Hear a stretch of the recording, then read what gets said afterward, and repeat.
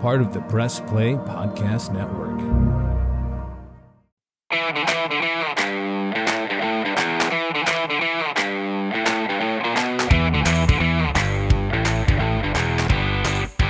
And welcome to another Reghi and Roda podcast powered by MGM Northfield Park right here on the Press Play Podcast Network. Shout out to our fantastic producer, Ty Quartz, making sure all of you out there in the podcatosphere can hear us. And boy, do we have things to say tonight, Michael Reghi, as nobody, and I repeat, nobody in the history of the National Football League snatches defeat from the jaws of victory better than the Cleveland Browns, and they did it again tonight on national TV, losing to the inferior team, the Pittsburgh Steelers, 26-22, Michael Reghi. Unbelievable. Yeah, very frustrating, Kenny. I know it's only game number 2 of the year, but see, that's part of the problem. I think it's been since 1993. So what are we looking at? At 30 football seasons since the last time the Cleveland Browns were able to begin a season 2-0. And, I might add, though, that 2-0, they wound up going 7-9 that year.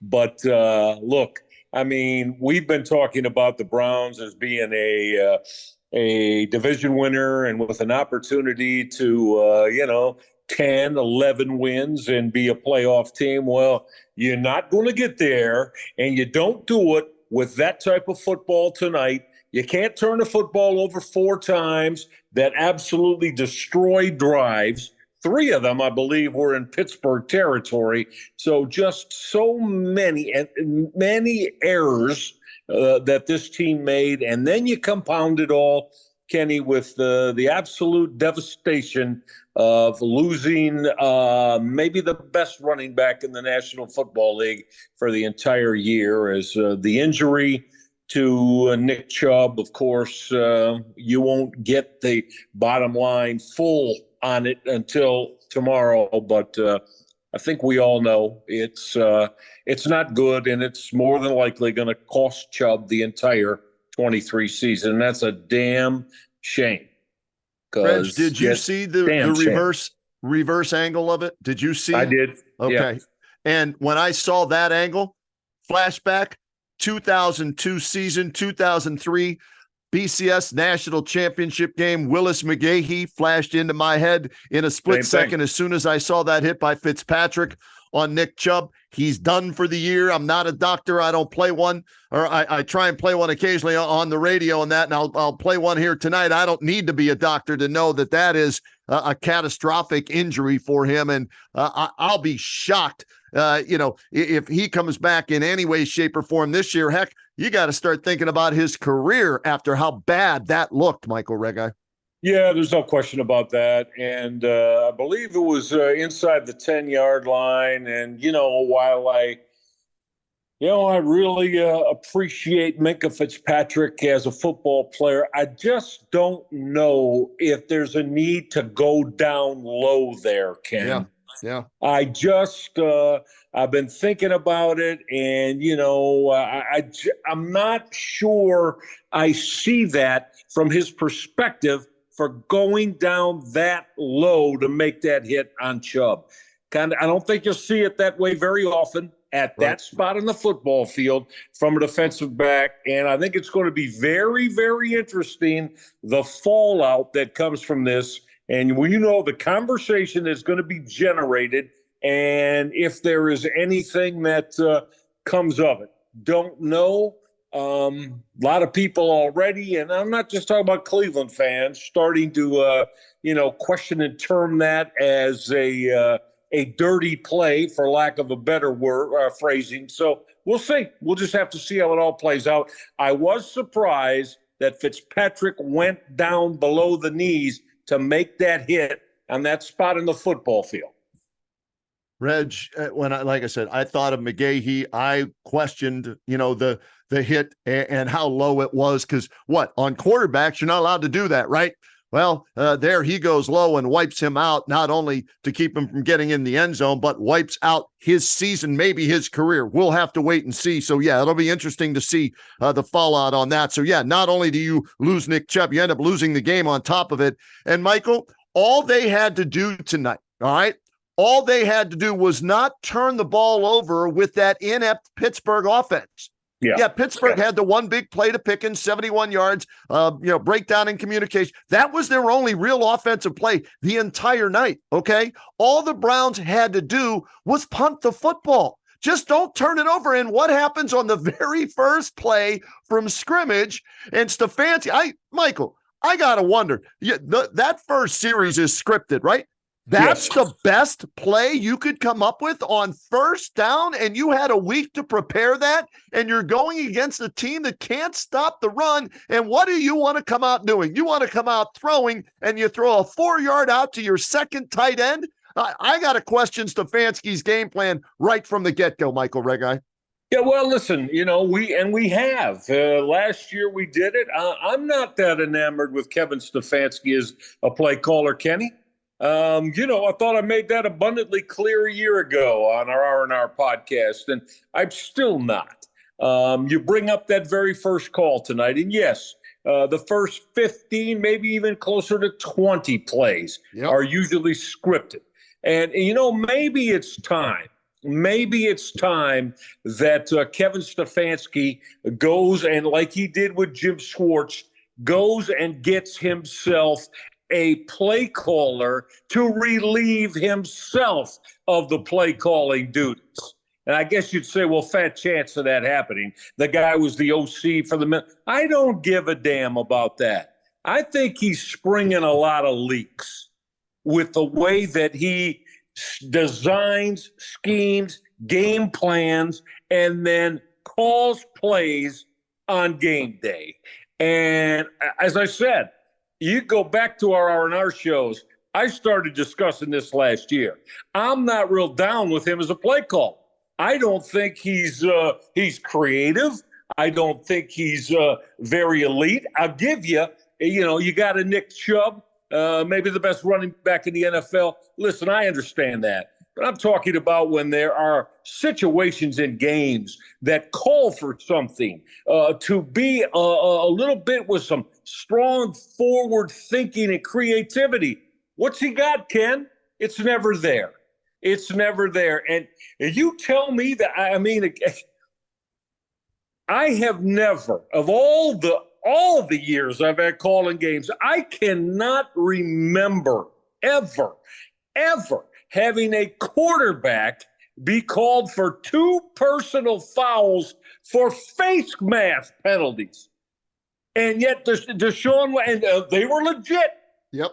I'm not trying to say that they weren't. Yes, they were. What is he doing? What the hell? You want to be a receiver? Then go be a receiver. You want to be a run? Man, I don't know. I've never, ever encountered that before. And correct, legitimate calls. Your quarterback of the football team with 2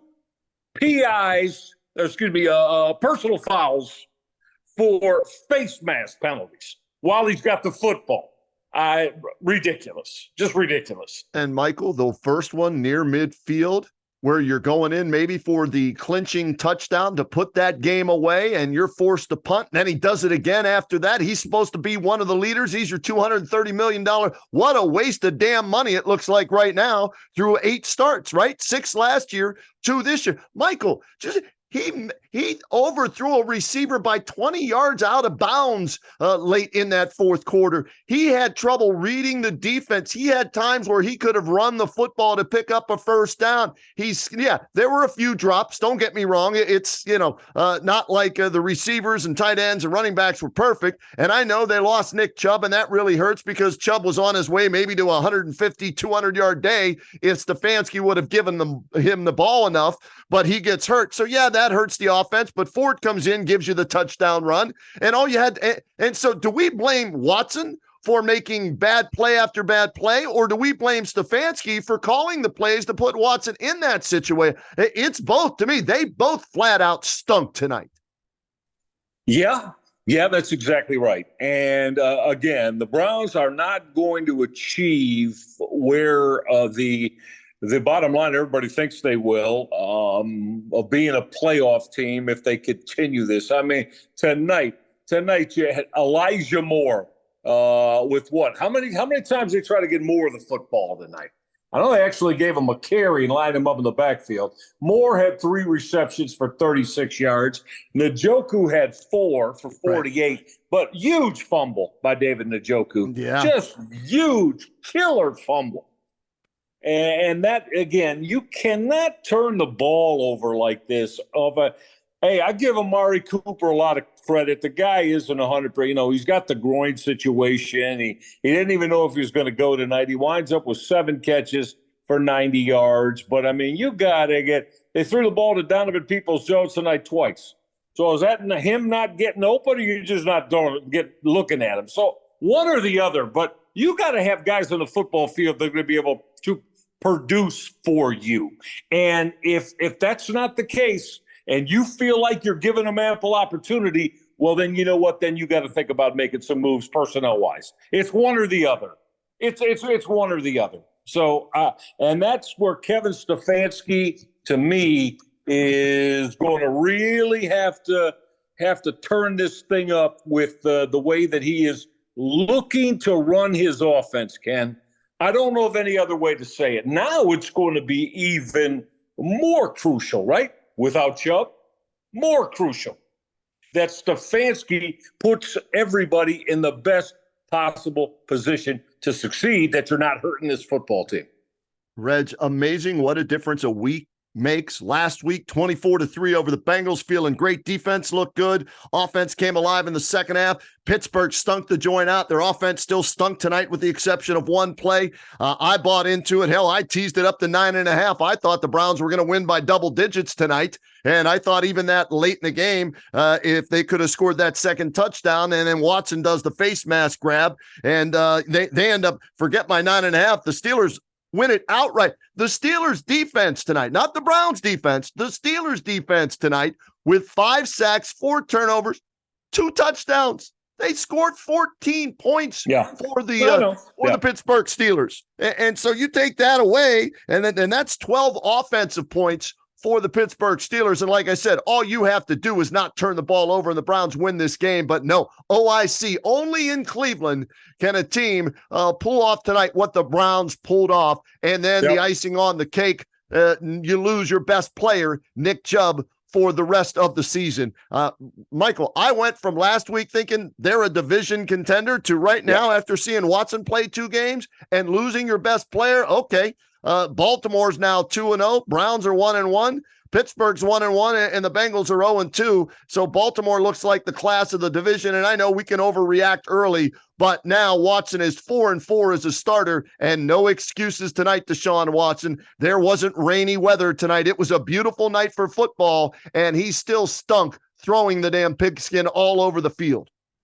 Yeah, and it exacerbates when you look at it. And I know, I'll be the first to say I'm never really a huge statistics guy, because a lot of time they're for losers.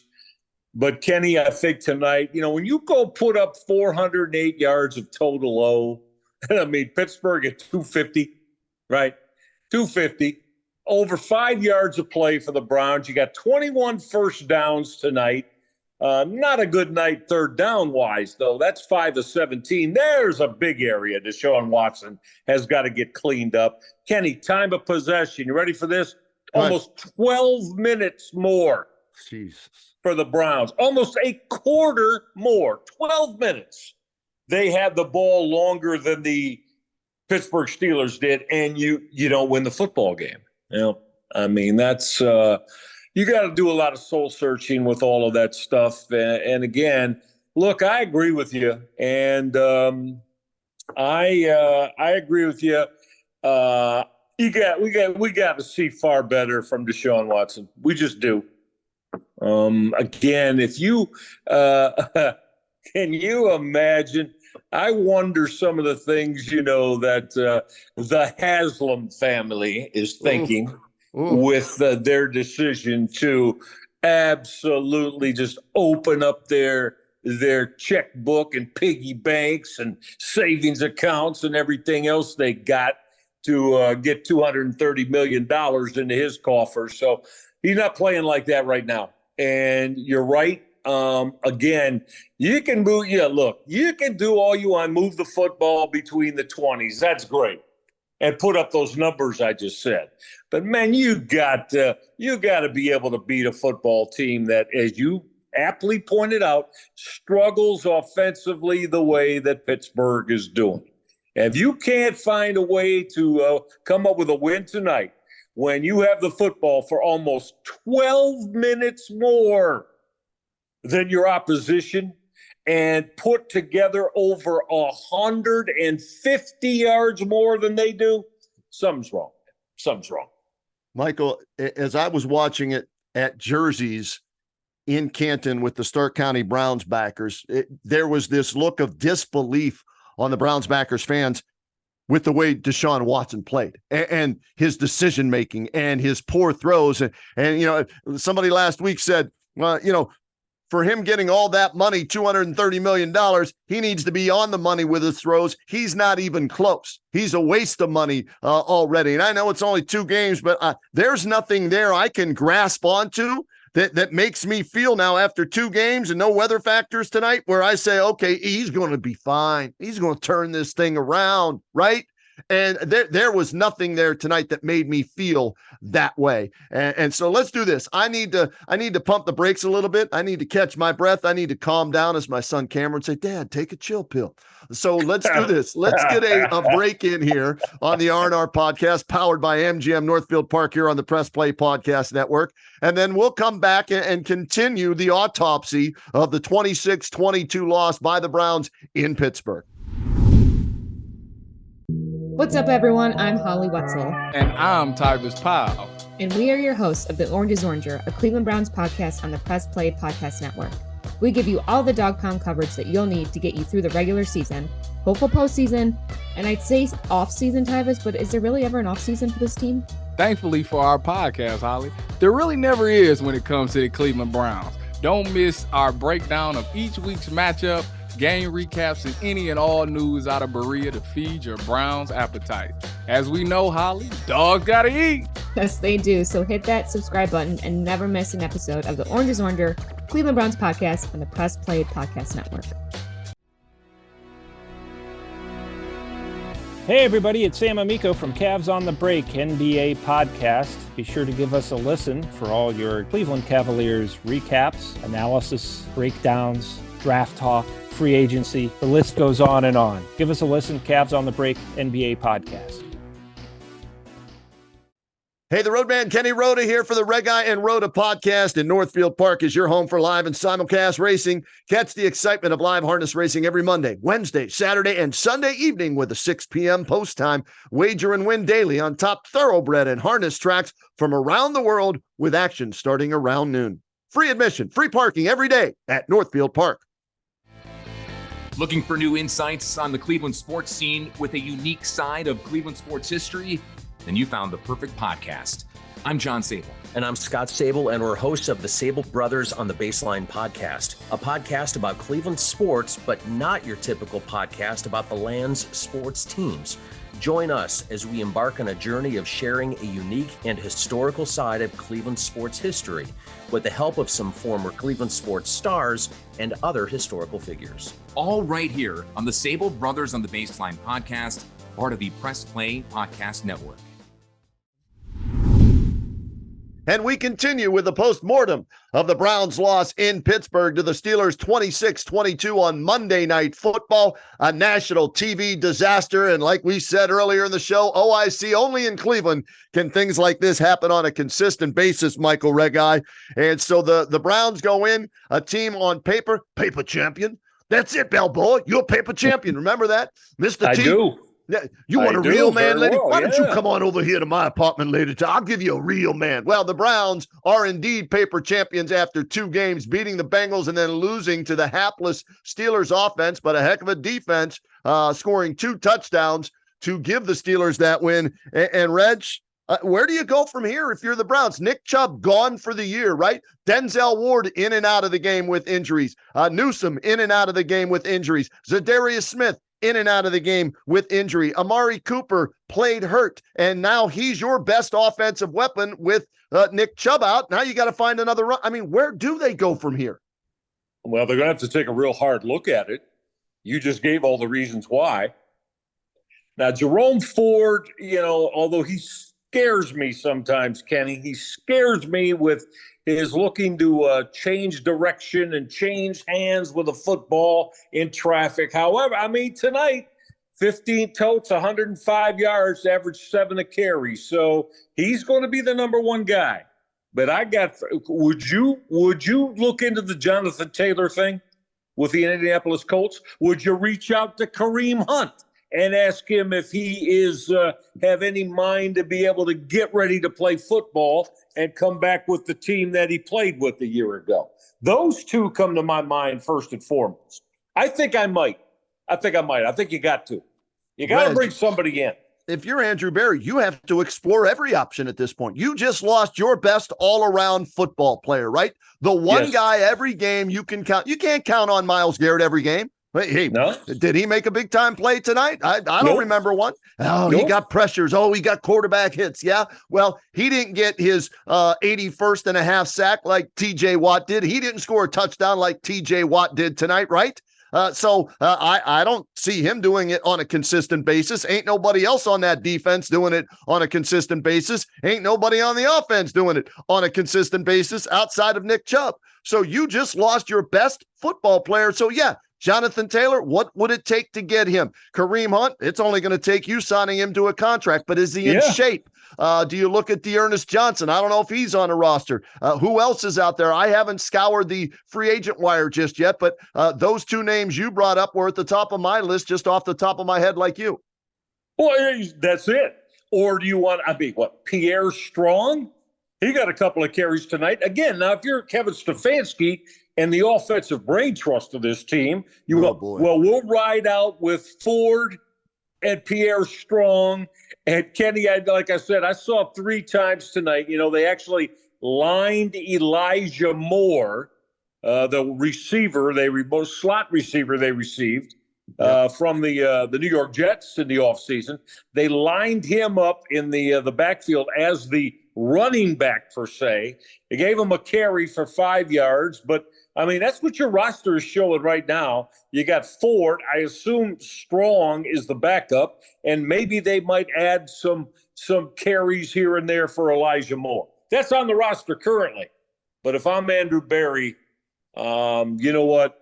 I got to make a few phone calls and got to do them now. Now.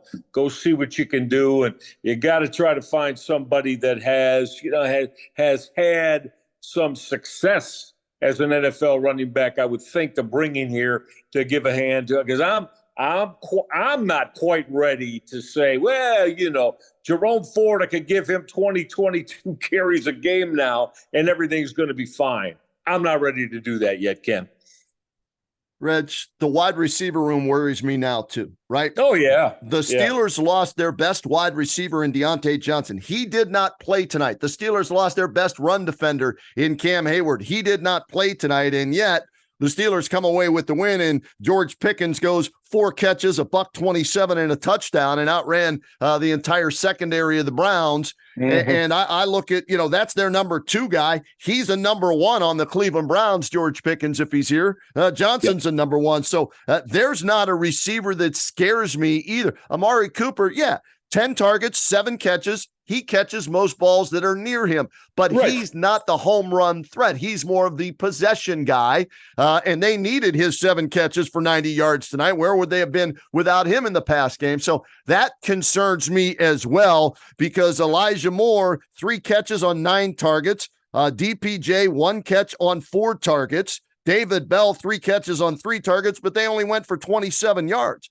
There's no home run hitter. There's no big play guy there in that receiver room, and you lost your big play guy in Nick Chubb. So it is going to be an uphill battle after just 2 games for the rest of this season for the Cleveland Browns. Well, there's no question about it. The one you didn't mention there, is that Marquise Goodwin. They think that maybe he can take the top off of defense and you can throw him the football deep. Well, okay. Well, we're going to have to find out, because that's what the receiving room is right now. And, David Njoku is going to have to really start to make his presence felt greater. You're going to have to throw him the football more, and try to find ways for maybe him, but again, we're not talking about anybody's going to take the top off. Njoku's going to be a guy that you throw in the intermediate routes too. But that's pretty much what they're receiving. Actually, quite frankly, that's what Amari Cooper is too. And he's your best, right? But, again, this is not a come down on Amari, but, he's not a speed guy. Amari is an excellent route runner with terrific hands. And that's what he is. And that's great. But he's been the number 2 and 3 throughout his career in Dallas, So Elijah Moore, we're going to see if they can find ways to creatively get him the football more. Donovan Peoples-Jones in the intermediate routes, they're going to have to get him the ball. So, Kenny, I don't know. Again, I don't have a lot of faith in it right now. I just don't, because I see a lot of things that I don't like about Kevin Stefanski and what he's doing offensively. So we'll see if it changes. I don't know. Reg, I don't know. The start of this game was the reversal of the start of that playoff game in which the Browns won, 48-37 or 47-38, whatever it was. Remember that? First snap, I do. fumble, end zone, touchdown, and Browns are up. Well, first play, Harrison Bryant on a 3-yard out. Boy, gee, let's put our heads together. The great offensive minds of the Cleveland Browns. We got a week to prepare for this first drive. Let's script the first 15 play. What do we want to run on first? Let's run a 3-yard out with Harrison Bryant. That's a good way to start. And there were 2 receivers in the area, and that's why it was picked. It went through his hands, off the hands of, I think, Minkah Fitzpatrick into Highsmith's hands, and he goes in. And from there, you just had that feeling that, oh, shoot, it's going to be one of those nights like it has been for how many years at Heinz Field. They haven't won there since 2003, I think it was, right? And sure enough, it was, Reg. It started with an offensive giveaway for a touchdown, and it ended with an offensive giveaway for a touchdown. And I put that on Stefanski with his play calling, as well as Deshaun Watson's poor play. And let's also place some of the blame on that offensive line. Teller tonight, Wyatt Teller. They weren't good. You're exactly right. We have not brought that up yet. They were not good. He was dog shit, Roda. And that's what Sindelar would say off the air to me. He would have called me up after that game, the legendary Jeff Sindelar, and using his verbiage, that's what he would have said, because we weren't on the radio and he could say it that way. And Teller was terrible tonight. DeJuan Jones did okay in trying to handle TJ Watt, right? Until the fourth quarter. Then, right. But yeah, he did okay. And quite frankly, I don't give a damn how big he is. It's a kid that's got his first opportunity to play, and you got to go up against TJ Watt. So he did okay. He played solid until the fourth quarter, and then, he got beat a couple of times. But, you're going to have to expect that, right? You're going to have to expect it. But, you got Jed Wills not playing well, right? As you said, Wyatt Teller's not playing well. The kid in Jones out there. Why do you think that, why do you think Pittsburgh came after Watson so much tonight? Because they knew they could get home. They felt they could get home, and they did. They did. Oh, Reg, we're 2 games into this season that looks so promising on paper again. Yeah. And now after 2 games, you have that same old with the Cleveland Browns feeling, right? Different quarterback, different cast of characters, same results in Pittsburgh. They lost to the Steelers at the end of the season with Deshaun Watson. They lost to the Steelers at the beginning of the season with Deshaun Watson at quarterback. And on paper, they are the better team, the Browns. But, hey, as they say, you don't play the game on paper, Roadman. You bought into and I did, guilty as charged. Sentence me, Michael Reghi, because I lost a few shekels on this one tonight. I looked at this and I said, you know what? And here's the one that hurt the most. Reg, I did a parlay.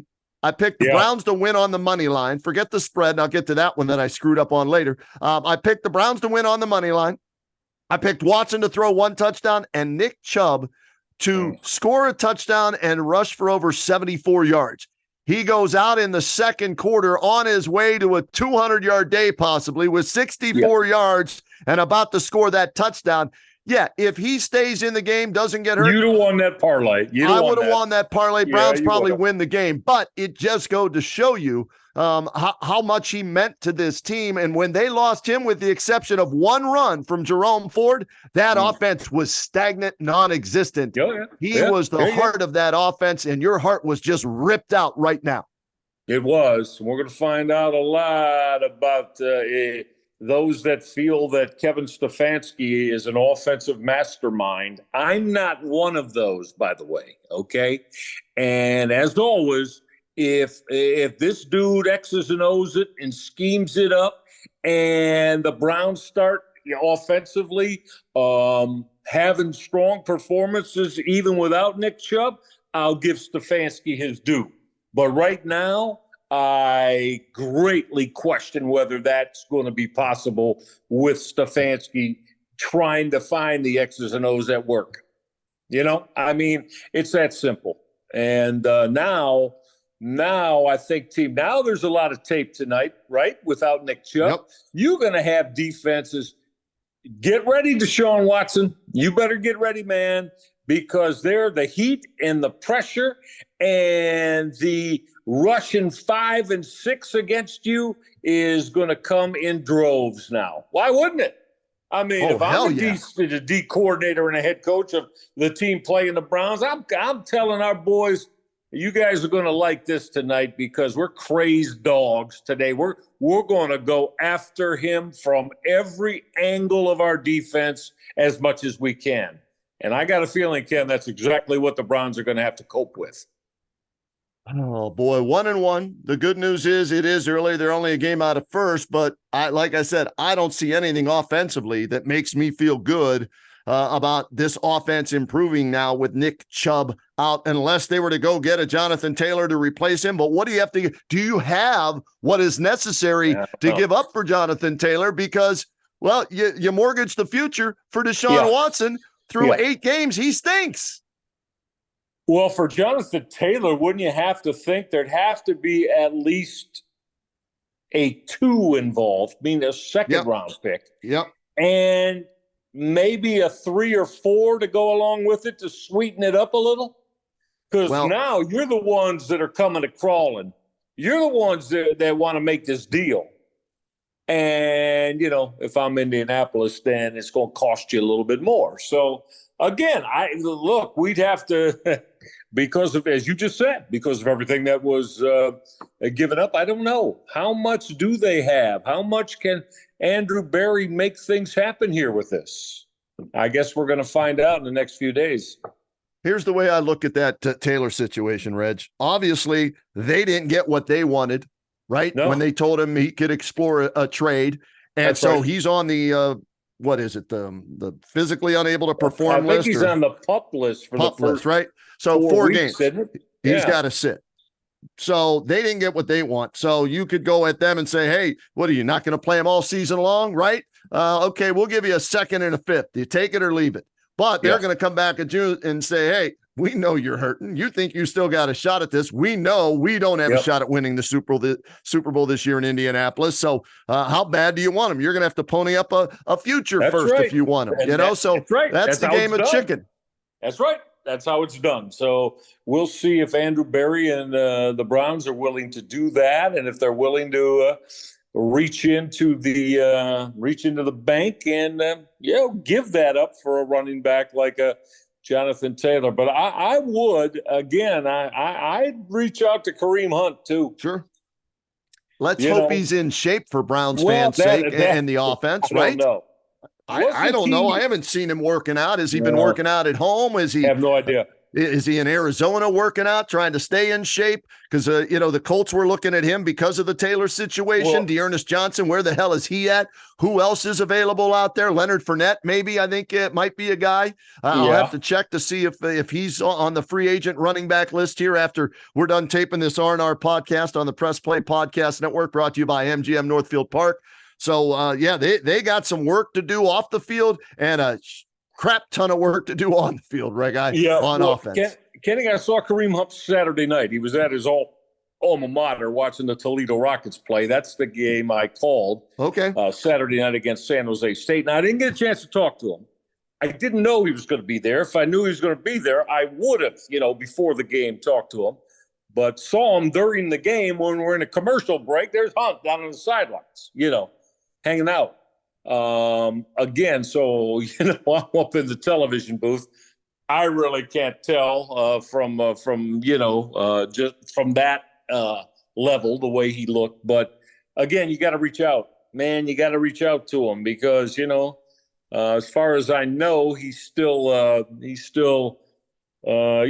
lives around here, and I believe in Willoughby. So we shall see.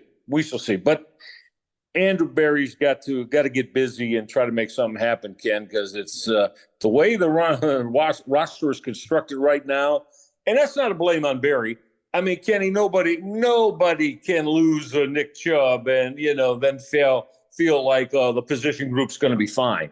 It just doesn't work that way, right? So you got to try to do as much work as you can and make this thing passable somehow, if you can.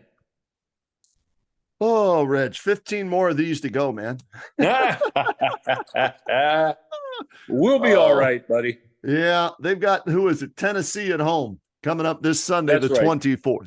That's So right. a chance to bounce back and try and get things figured out in short week, right? And so you hope they got that nasty taste in their mouth. But and I want to go back to Watson. Did it look to you like he was playing scared? There were times where it looked like he was tight, he was tense. Reghi, he felt the pressure, and what does pressure do? It bursts the pipes, as AC would say, right? Yep. I don't see him having fun out there. It looks like he's either still rusty, he's feeling the pressure, all of the above, or maybe we just overrated him, Michael. With all the what's the old saying? Somebody's got to put up good numbers on a bad team, and was that what he was doing in Houston? I don't know, Mike. It just doesn't look like he's the all-pro $230 million man that they paid him to be. It does not. And he's going to have to find a way to get much closer to that, right? If the Browns are going to be able to have a successful 2023 season. Because right now, he doesn't look like he's completely comfortable with the personnel that he's playing with. And maybe, as we said, Ken, the construction of this offense, what they're trying to do, how they're trying to do it, and whom they're trying to do it with. Well, he's got to figure it out quick. Because again, we know what the NFL's all about, man. You're the quarterback. You got to either get it done or you're going to take most of the heat for it. It's that simple. Every quarterback that plays in the league knows this. They understand it. So I'm going to have to believe that Deshaun Watson understands the same thing. He's got to be better, and he's got to be better right away, Ken. There's no time to waste with this now. As we say every week, don't we? There's only 17 of these damn things now. Well, now you're down to 15. They got to get something done and allow him and this offense to be able to do enough to win football games. I don't know what the bottom line is on that. What's enough? Well, at the end of 60 minutes, it's got to say W next to the Cleveland Browns. That's enough. Alex, not every football game they're going to be. He's going to play great, but he's got to up it and make sure that he now understands. He's got to be the driving force behind this, Ken. Right? I mean, there's no other way to say it. Yep. He's got to drive this thing and make it happen. And if he does, they'll have a shot. If he doesn't, then, it's going to be more of the same for the Browns. All right, Reds, let's put this one to bed. Browns All right. in embarrassing fashion lose in Pittsburgh tonight, 26-22, as the Steelers defense racks up 5 sacks, 4 turnovers, 2 of them go for touchdowns, and the Browns fall to 1-1 on the year. The Steelers improve to 1-1. The AFC North looks like this after 2 weeks. Ravens in first place all by themselves, 2-0. Pittsburgh and Cleveland, a game back at 1-1, and the Bengals and Joe Burrow tweaked his calf muscle. They're 0-2. So Reghi and Roda will be back next week with another podcast after the Browns and the Titans. And let's hope, Michael Reghi, that next week when we get together, we're in a better mood talking about positive things instead of negative things. Yeah, you got that right, Ken. So we'll hope that that happens exactly how you say it. It's again, it's about winning, and they got to find a way to win. So there's a lot of pressure on a lot of different folks, and as we said, it starts with Deshaun Watson. Always a pleasure, buddy. We'll do it after the Browns and the Titans. Sounds like a plan, Michael Reghi. Thanks again to Ty Courts, our outstanding producer, for making sure all of you out there get to hear what we think about the Browns. And boy, there was a lot to think about tonight and plenty more to think about going into next week's game. And we'll break it down with you on the R&R podcast in about a week.